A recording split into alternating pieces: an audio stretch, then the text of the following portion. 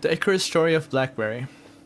Plot and storyline. The story starts off with Jay Baruchels trying to pitch his smartphone to Glen Howerton, but he gets dismissed. Glen then gets fired from his job because he tries to take credit for another employee's job and approaches Jay to become the new CEO of his company and for 50% equity. They reject him at first, but later, when they are about to get screwed over a $60 million deal with Palm Trio, just like Glen had warned them, they call Glen and make a deal with him for co-CEO and for 30% equity. Because they realize that they're going to get screwed and they need someone like Glen in their company. For characters and performance, I think they have the perfect cast. They have Jay Baruchel playing an introverted, nerdy tech guy, which I think is perfect for him. It's really typecast, but I think it really works well. And then for Glen Howerton, he plays the shark, the businessman, and I can really see his character of Dennis from It's Always Sunny in Philadelphia coming in, really into the film. You know what I mean?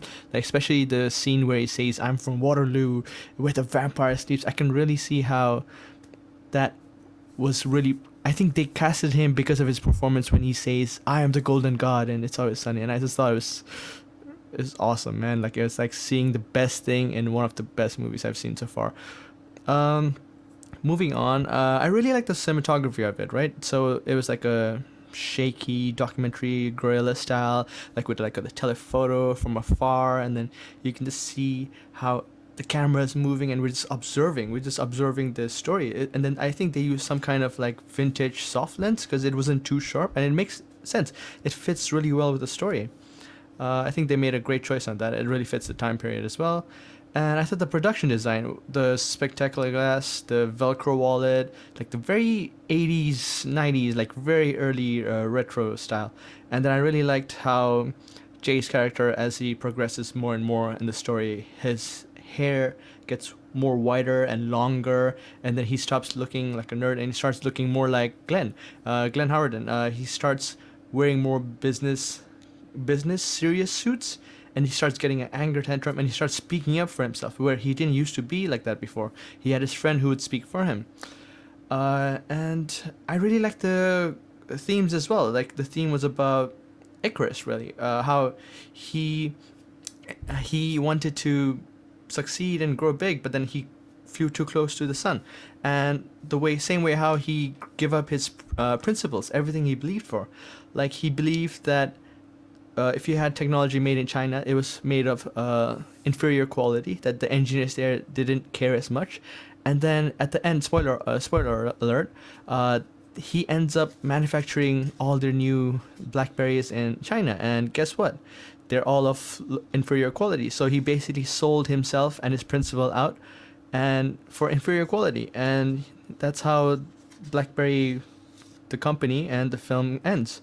I thought it was really smart. And some of my favorite lines and quotes I would say is when the two co-founders are discussing whether to get Glenn involved or not, and then that's when the friend says, that Glenn's a shark, and then they say, "Do you know who's afraid of sharks? Pirates," because the people who were trying to screw them over, they were basically pirates, trying to get their booty. And another quote I really liked was that perfect is the enemy of good, and good enough is the enemy of humanity. I thought that really summarized Jay's character, and it also really summarized Glenn's character, at least in the beginning, before they both had a change. Well, Jay had more of a change than Glenn. And another quote that I really liked was, "You want to be great, you need to sacrifice. The more painful the sacrifice, the greater you'll be." And that really spoke volumes in terms of Glenn's character. How in the beginning he put down, what is it, 125,000 for 33% of his share, and when the company was going to go bankrupt, he put his mortgage down just so that they can float a while. It really shows how he's a big risk taker, his character, and it really pays off. It's based on a true story, so good on that guy, even though he was kind of a shark, like a scumbag businessman, but he stayed by his principles till the end. Um, And I also really like the social and cultural commentary, like how it looked into the early days of smartphone, BlackBerry, and how they were revolutionary at their time. They put a keyboard into a tiny phone. They put the internet, the websites, emails on the in the palm of your hands. Like that wasn't unheard of. But then, obviously, when the iPhone came, they stopped innovating and they didn't take the iPhone seriously, and that's how they got destroyed as a company. Just because of his Jay's inability to see change and or accept that someone else was better than them. They went from like 50% of the market share to zero. Nobody uses BlackBerry. BlackBerry is dead now. The company is dissolved.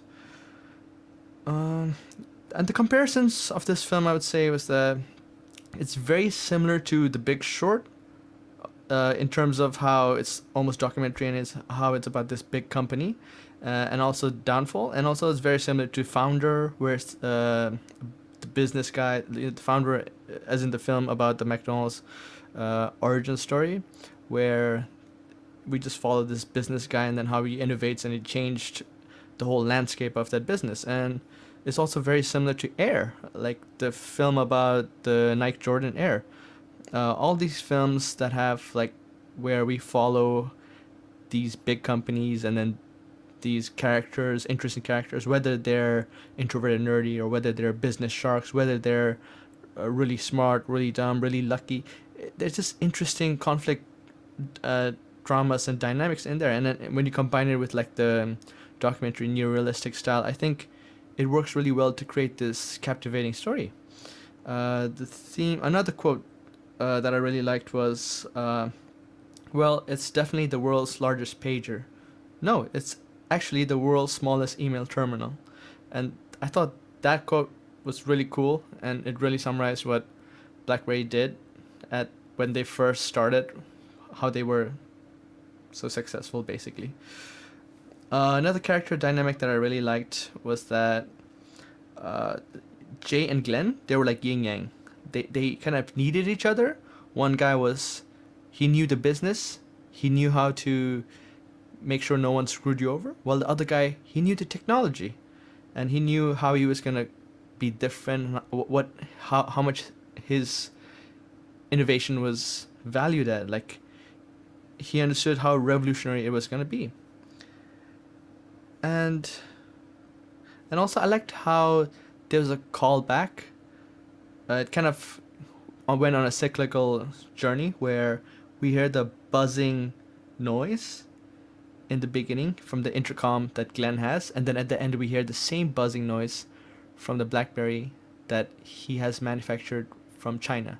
And I thought, wow, that's such a smart way of showing his character journey. He went from someone who fixes that buzzing noise and who hates Chinese made products because they're inferior quality and the engineers don't care, into becoming one of those engineers who don't care about inferior quality. And it just, this whole Icarus story, he flew too close, too way too close to the sun.